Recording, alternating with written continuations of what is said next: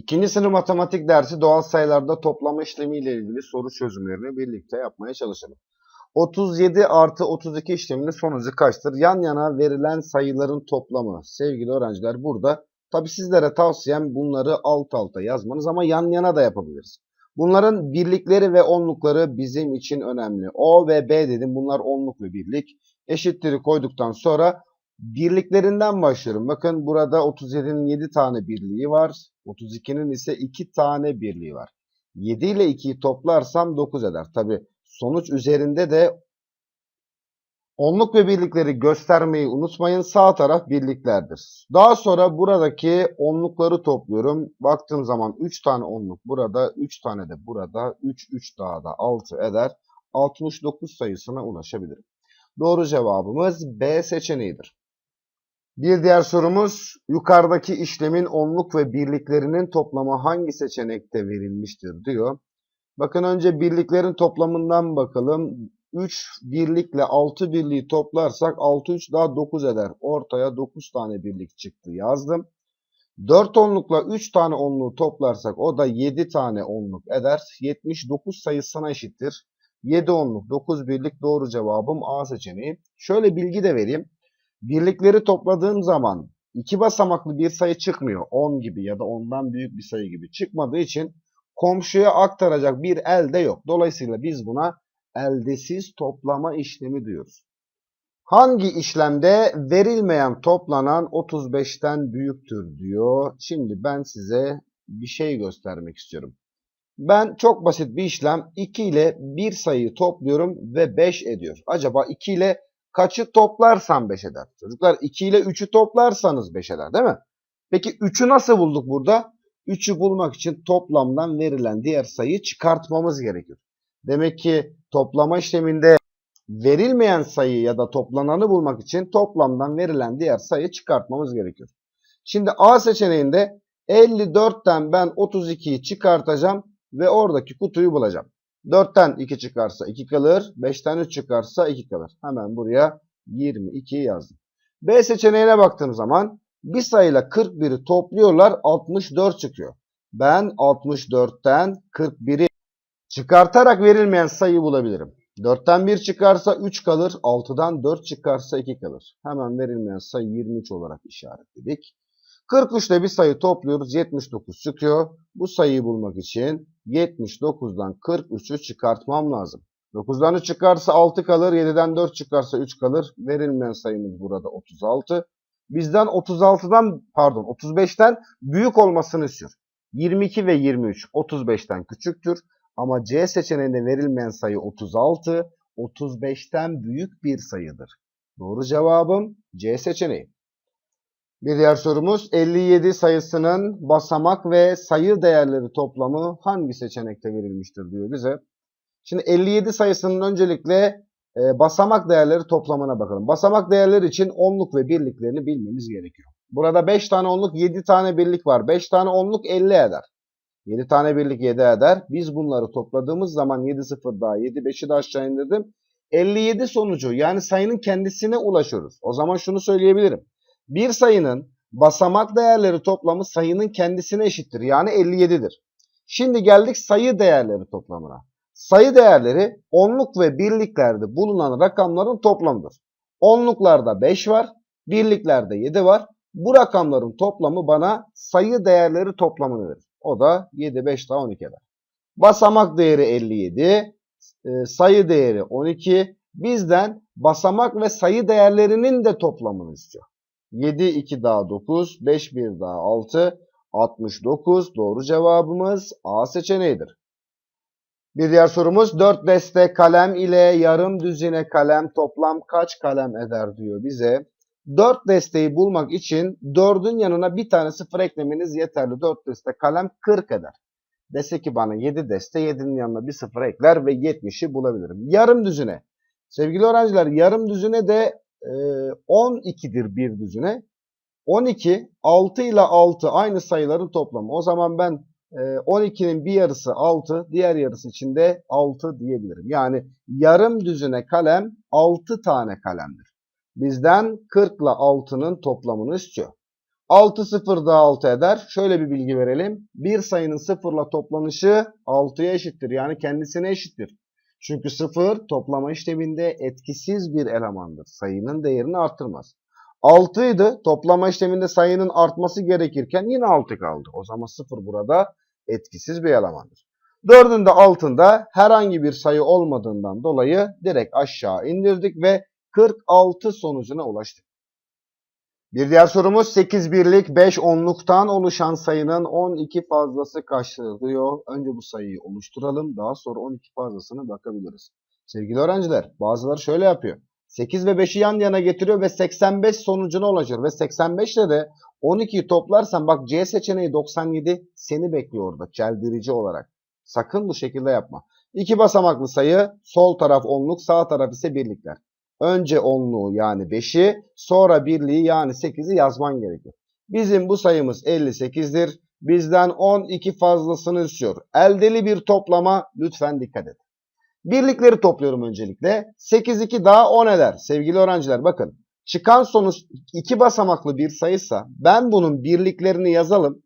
Onluklarını ise elde olarak komşunun üzerine eklerim. Eldeyi unutan öğrencilerimiz çok maalesef. Bunu alışkanlık haline getir. Elde 1 varsa 1'i gel hemen 5'in üzerine ekle 6 olsun. 6 ile aşağısındaki 1'i topla ve 70 sonucuna ulaş. 8 birlik 5 onluktan oluşan sayımız 58 ve bunun 12 fazlası B seçeneği 70 olur. Toplama işlemi yaparken eldelere dikkat etmeni tavsiye ediyorum. 2A sınıfı 26 kişi, 2B sınıfı 28 kişidir. İki sınıftaki öğrencilerin toplam sayısı kaçtır diyor bize. Hemen yapalım. Birliklerin toplamı. 8, 6 daha 14 eder. 14 iki basamaklı bir sayı. Ben 14'ün birliklerinde bulunan 4'ü yazarım. Onluklarını da komşuya eklerim. Eklediğim zaman 2, bir de elde var 3 olur. 3'ün üzerine de 2'yi eklersem 5 sonucuna ulaşırım.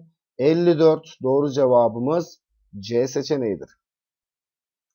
Bir diğer sorumuz hangi işlemin sonucu 95 eder? A seçeneğinden başlıyorum. Burada 75 ile 25'in toplamını veriyor. Yani toplama işlemini yan yana da yapabilirsin ama alt alta yapmanı tavsiye ederim.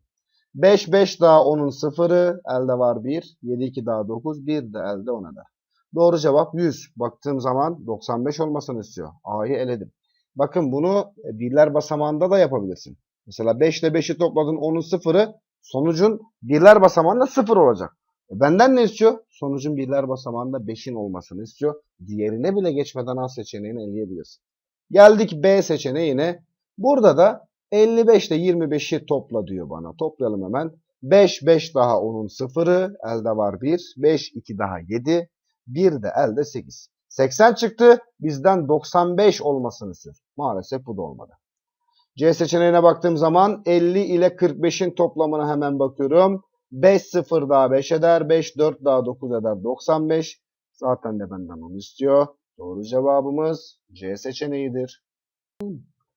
Bir diğer sorumuz babam 33, annem 28, ben 8 yaşındayım. Üçümüzün yaşları toplamı kaçtır? Üçlü çıkarma yapamazsın ama üçlü toplama yapabilirsin. Babam 33, annem 28, ben 8 yaşındayım. Üçümüzün yaşları toplamını üçlü toplamayla bulabilirsin. Toplama işleminde toplanan sayıların yerleri değişse de sonuç aynı kalır. 3 2 daha da 5 eder. 2 3 daha da 5 eder. Onun için ben burada 8 ile 3'ü toplamak yerine 8 8 daha'yı bulurum. İki tane aynı sayının toplamını bilmek gerekiyor. 8 8 daha 16. 16'nın üstüne yukarıdaki 3'ü eklersem 19'u bulurum. 19 iki basamaklı bir sayı. 19'un 9'unu yazdım. Elde olan biri de onlukların üzerine getirdim ve burayı 4 etti. 3'tü, bir de elde 4 oldu. 4'ün de üzerine şuradaki 2'yi eklersem 69 sonucuna ulaşabilirim. Doğru cevabım B seçeneği. Burada gördüğümüz bir hatadan yine bahsetmek istiyoruz. 33'ü topluyor, 28'i topluyor. 8'i sağa dayalı değil de sola dayalı yazıyor. Sen sola dayalı yazarsan bu sayı 80 olur. Bizim buradaki 8'i sağ tarafa dayalı şekilde yapmamız gerekiyor. Sola yazarsan Onlukların kısmına yazarsan sonucu da etkiler tabii ki. Bir diğer sorumuz, Mesut birinci gün 38, ikinci gün 46 sayfa kitap okudu. Mesut 2 günde kaç sayfa kitap okumuştur diyor. Birinci gün 38 sayfa, ikinci gün 46 sayfa kitap okuyor. 2 günde toplamda kaç sayfa kitap okumuştur yapalım. 8 6 daha 14 eder. 14 2 basamaklı bir sayı. Ben 14'ün 4'ünü yazarım. Biri de elde olarak yan tarafa onlukların kısmına eklerim. 3'tü, bir de elde 4 oldu. 4 altta da 4 var. 4 4 daha da 8 eder. Mesut 2 günde A seçeneği 84 sayfa kitap okumuştur. Eğer sen oradaki eldeyi unutursan B seçeneği yanlış cevabı işaretleyebilirsin. Çünkü 4 3 daha 7 eder. 74 bulursun. Buna lütfen eldelere lütfen dikkat edelim. Bir toplama tablomuz var. Bu toplama tablosuna göre 2 tane soruyu yanıtlamamızı istiyorlar bizden. Hemen ilk soruyla başlayalım. Diyor ki A artı D işleminin sonucu kaçtır? A ve D oradaki sayılar. Bizden bu ikisinin toplamını istiyor. Dikkat edelim. Bu tabloda öncelikle sol üst köşedeki işarete bakmam gerekiyor. Artı işareti. Artı işareti toplamanın işaretidir. Şimdi A'yı bulacağım. A'yı şöyle bulabilirim. A'nın yukarısındaki sayıya bakıyorum 19 var. Solundaki sayıya bakıyorum 23 var. O zaman A burada 19 ile 23'ün toplamıdır sevgili öğrencim. 9 3 daha 12'nin ikisi elde var 1. Ekledim buraya 2 oldu. 2 2 daha 4 eder. A'yı bulduk 42. Hemen şuraya da bir 42 yazalım istiyorsanız. D'yi bulacağım. Lütfen dikkat et. D'nin yukarısında 28 var. D'nin sol tarafında 36 sayısının olduğunu görüyorum. O zaman D burada 36 ile 28'in toplamıdır. 8 6 daha 14'ün 4'ü. Elde olan 1'e ekledim 4 oldu. 2 de burada 64. Demek ki D dediğimiz sayı burada 64'müş. Şimdi bizden A ve D'yi bulmuş olduğumuz bu A ve D'yi toplamamızı istiyor. D sayısı 64. A sayısı 42. Bu ikisini toplarsak sonuca ulaşabiliriz. 4 2 daha 6. 6 4 daha 10. 106. Doğru cevabım B seçeneğidir. Bir diğer sorumuz tabloya göre aşağıdakilerden hangisi doğrudur diyor bize. Bakalım hemen. Tabi seçeneklere baktığım zaman A var, B var, C'ler, D'ler var. Bunların toplamlarının birbirine eşit olduğunu söylüyor çocuk. O zaman bizim burada B ve C'yi de bulmamız gerekiyor. Şimdi B'ye baktığım zaman B'nin yukarısında 28, sol tarafında 23 var. Biz burada 28 ile 23'ü toplayarak B'yi bulabiliriz. 8, 3 daha 11'in biri elde var 1. Ekledim 3 oldu. 2 de aşağıda 51. B yerine hemen 51'imizi yazdım. C'yi de hesaplayalım. C'nin yukarısında 19 var. Sol tarafında ise 36 var. Ben burada 36 ile 19'u toplayarak C sayısını bulabilirim. 9 6 daha 15'in 5'i elde var 1. Ekledim buraya 4 oldu. 4 bir daha da 5 55. Hemen buraya C yerine de 55 sayısını yazdım. Şimdi seçeneklere geçiyoruz. Diyor ki A seçeneğinde A ile D'nin toplamı B ile C'nin toplamına eşittir. Bakalım hemen. Şimdi A ile D. D burada 64. A da burada 42. Bu ikisinin toplamı 4 2 daha 6 eder. 6 4 daha 10 eder. 106'dır. B ile C'nin toplamına bakıyorum. B sayısı burada 51'dir. C sayısı burada 55'tir. Bu ikisinin toplamı 5 bir daha da 6. 5 5 daha 10 eder. Bunda da 106'yı bulduk. O zaman iki toplamlar birbirine eşittir diyebilirim. Doğru cevabımız A seçeneği. Bir diğer sorumuz bu eşitliğin sağlanabilmesi için çember yerine hangi doğal sayı gelmelidir diyor. Hemen biraz daha büyütmeye çalışalım sevgili öğrenciler. Şimdi bakın eşitlik bir terazi gibidir. Terazinin sol tarafındaki ve sağ tarafı hani terazi dengede olur ya. Terazinin sol ve sağındaki kefeler nasıl dengede durursa ağırlıkları eşit ki dengede duruyorlar. Eşitliği de o şekilde düşünebilirsin. Eşitliğin sol tarafındaki sayılarla sağ tarafındaki sayıların birbirine eşit olması gerekiyor. Burada bilinenden bilinmeyene doğru gitmemiz gerekiyor. Bilinen ne? Eşitliğin sol tarafı. Yapalım hemen. Eşitliğin sol tarafında bir 36 var, bir 16 var, bir de 9 var. Bu üçünün toplamı. 6, 6 daha 12, 9 da burada 21. Burada bir şeyden bahsetmek istiyorum. 21 iki basamaklı bir sayı. 21'in ben birini yazdım. Elde 2 var. Bazıları alışmış sürekli işte diyor. Elde var 1, elde var 1. Yani sayıları topladın 37. Orada elde 3 olur mesela. Sayıları topladım ben burada. Birliklerine bakıyorum 1 var. Onluklarına bakıyorum 2 var. Birliklerini yazdım ve onlukları olan 2'yi elde olarak sol tarafa doğru getiririm. 3'ün üstüne 2 elde eklersem 5. Altta da 1 var. Etti sana 61. Yani sol taraftaki sayımız 61. O zaman eşit olması için buranın da 61 olması gerekiyor. Ne var peki orada? 42 ile bir sayıyı toplamışlar ve 61 çıkmış. Acaba 42 ile hangi sayıyı toplarsam 61 eder? Bu durumda 61'den 42'yi çıkartmam gerekiyor benim. Çünkü toplamada verilmeyen sayı bulmak için çıkarma işlemi yaparız.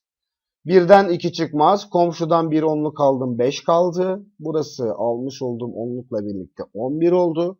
11'den 2 çıkarsa 9 kalır. 5'ten 4 çıkarsa 1 kalır.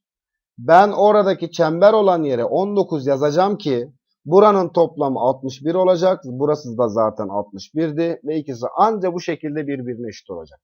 Doğru cevabımız 19 ile C seçeneğidir. Bir diğer sorumuz. Buket'in 3 deste, Buse'nin 4 düzine gülü vardır. İkisinin güllerinin toplamı kaçtır? Bazıları 3 ile 4'ü topluyor 7 diyor. 3 deste diyor sevgili öğrencim. 3 desteyi 3'ün yanına 1 0 getirerek bulabilirim 30 eder. 3 tane onluk gibi düşünebilirsin. 4 düzine de bunu yapamazsın. Bir düzine 12 tane, ikinci düzine 12, üçüncü düzine 12, dördüncü düzine 12, 4 tane 12'yi toplayarak 4 tane düzinenin kaç ettiğini bulabilirim. 2, 4, 6, 8 ritmik sayma gibi. 1, 2, 3, 4 bu da ritmik sayma gibi. 4 düzine de 48 eder. Demek ki Buket'in 3 destesi 30 tane. Buse'nin 4 düzinesi 48 tane. Bizden bu ikisinin toplamını istiyor. 8 0 daha 8 eder. 0 burada etkisiz bir eleman. 4 3 daha 7 eder. 78. Yanıtımız C seçeneği. Bir diğer sorumuz yandaki işlemde soru işaretlerinin yerine hangi rakamlar gelmelidir sevgili öğrenciler? Şimdi toplama alıştırmalarındaki en zor ifadelerden biri de verilmeyen rakamı bulma. Dikkat etmek gerekiyor özellikle elde olan sayılara. Şimdi 7 ile birlikler basamağından başlıyorum. 7 ile ben buradaki bir sayıyı, rakamı toplayacağım 3 edecek. Ya zaten 7 kendi başına 3'ten büyük bir sayıdır. 7 ile ben kaçı toplayacağım? Yani 7 zaten 3'ten büyük olduğuna göre o zaman 7 ile bir daha sayı toplayacağım. O da 3 edecek. Bu olmaz. O zaman ben bunu sevgili öğrencim 3 değil de 13 şeklinde düşünmem gerekiyor değil mi? Hani 13'ün 3'ünü yazmış gibi. 7 ile ben 6'yı toplarsam 13'ün 3'ü eder. Soru işaretlerinin birini bulduk. 6. Seçeneklerin zaten hepsinde de 6 var. Evet. Burada eldeye dikkat etmemiz gerekiyor sevgili öğrencilerim. 13'ün 3'ü elde var 1. Diyor ki ben buraya nasıl ekleyeyim diyor eldeyi. Ya sen buna ekleme. Sen olana ekle. Şu aşağıdaki 3'ün üzerine ekle eldeyi. 4 olsun. Bir sayıyla 4'ü topluyorsun 9 ediyor. Hangi sayıyla 4'ü toplarsan 9 eder? Sevgili öğrencim 5 ile 4'ü toplarsan 9 eder. O zaman soru işaretlerinin diğer yerine de 5 yazmam gerekiyor. Bunlardan birisi 5'tir. Birisi 6. 5 ve 6 yanıtımız B seçeneği. Bir diğer sorumuz 14 yıl önce 11 yaşında olan dayım 6 yıl sonra kaç yaşında olur diyor bize. Yaz soruları liseye kadar karşınıza çıkabilecek bir konudur. 14 yıl önce 11 yaşındayım. Şu an değil. O zaman şu anki yaşım daha fazladır diyebilirim değil mi? 11 ile 14'ü toplamam gerekiyor. Şimdiki yaşımı bulmak için. 4 1 daha 5 eder. 1 1 daha 2 eder. 25. Ben şu anda şimdiki yaşımı buldum. İkinci sınıf öğrencilerinde şöyle bir karakteristik bir özellik vardır. Her işlemin bir tane, her sorunun bir işlemli olduğunu görürler. Hayır sevgili öğrenciler. Burada özellikle problem tarzı sorularda işlemi yaptıktan sonra neyi bulduğunu bilmek gerekiyor. Sen şu anda dayının Şimdiki yaşını buldun. Senden dayının şimdiki yaşını istemiyor. Senden dayının 6 yıl sonraki yaşını istiyor. Dayın şu anda 25 yaşındaysa 6 yıl sonra yaşı 6 daha artar. O zaman 25. 6'yı toplamam lazım. 6, 5 daha 11'in biri. Elde var 1. Eklersem 3 olur. Altında da herhangi bir sayı olmadığından dolayı direkt aşağı indiririm. Ve 31'i bulabilirim. Doğru cevabım A seçeneğidir. Yandaki toplama işleminde verilenlere göre hangisi yanlıştır diyor. Bakalım hemen toplama işleminde verilmeyen rakamı bulma. Hemen burada birler basamağından başlanır. Eldelere dikkat edilir. Bu 3 olabilir, 13 olabilir. 1 olabilir, 11 olabilir. Bunlara dikkat edeceğim. 9 ile bir sayı topluyorsun 3 ediyor. Ya zaten 9 3'ten büyük bir sayı. O zaman ben bunu 3 değil de 13 olarak düşünmem gerekiyor. Ben 9 ile 4'ü toplarsam 13 eder. Değil mi? Karenin burada 4 olması gerekiyor. C seçeneğini eledik. Bizden yanlış olan istiyor. Şimdi dikkat et. Şöyle yapıyor. Diyor ki 8 3 daha 11 eder diyor. Evladım eldelere dikkat etmezsen olmaz burada. 9 4 daha 13'ün 3'ü elde olan biri gelip hemen burada ya buna ya diğerine eklemen gerekiyor. Eldeye ekledim 9 oldu. Şimdi yap. 9 2 daha 11 eder. Demek ki burada üçgen 3 değilmiş. 2'ymiş değil mi? Üçgen burada 2 yanlış olan istiyorsa üçgene 3 dersen yanlış olur. Cevabımız B seçeneğidir. Bir diğer sorumuz 35 sayısına 4 onluk 9 birlik eklersek yeni sayı kaç olur diyor. Öncelikle bu 4 onluk 9 birlik kaç olurmuş ona bakmamız gerekiyor bizim. Onluklara 4 yazdık, birliklere 9 yazınca 49'muş bu. Bizden 35 sayısına 49'u eklememizi istiyor sevgili öğrenciler. Hemen ekleyelim. Birler basamağından başlıyorum. 9, 5 daha ne eder? 14 eder. 14'ün birlikleri olan 4'ü yazdım. Onluğu olan biri de komşunun üzerine ekledim. 4 oldu. 4, 4 daha da 8 etti sana 84. Yanıtımız B seçeneğidir. 7 ve 5 rakamlarıyla yazılabilecek en büyük ve en küçük doğal sayıların toplamı kaç olur? 2 tane rakamdan 2 tane 2 basamaklı sayılar oluşturmamızı istiyor. Ben önce küçük sayıyı sonra büyük sayı yazarsam en küçük sayı oluştururum. Önce ben büyüğü daha sonra küçük rakamı yazarsam en büyük sayı oluşturmuş olurum. Yani benim bu rakamlarla yazabileceğim en büyük sayımız 75, en küçük sayımız 57. Bizden bu ikisinin de toplamını istiyor. Toplayalım. 7, 5 daha 12 eder. 12'nin birliklerinde 2 var yazıldı. Onluğuna hemen 1'i ekliyorum. 7, 1 de elde geldi. Oldu sana 8. 8, 5 daha da 13 olur. Eldeyi eklersen bak burada B seçeneği seni bekliyor. Beni işaretle. Beni işaretle diye. Doğru cevabımız A seçeneğidir. Ömerlerin sınıfında 23 kız, 24 erkek öğrenci vardır. Ömerlerin sınıfı kaç kişidir? Kızlar ve erkeklerin toplamı bizde o sınıfın toplamını verir sevgili öğrencilerim. Sınıf mevcudunu verir. 4 3 daha 7 eder. 2 2 daha 4 eder. Bazıları da şöyle yapıyor çocuklar. Hani C seçeneğini işaretleyerek. Diyor ki işte 4 3 daha 7 elde var 1. Ya elde yok ki. Elde varsa elde eklersin sen oraya. Elde olması için çıkan sonucun 2 basamaklı bir sayı olması gerekiyor. Mesela 6 4 daha 10 10'un 0 elde var 1 dersin. Ama çıkan sonuç 4 ise 7 ise 9 ise değil mi? Burada elde olmaz. Bir basamaklı sayıysa çıkan sonuç burada elde olmaz. Buna lütfen dikkat edelim. Yanıtımız C seçeneğidir.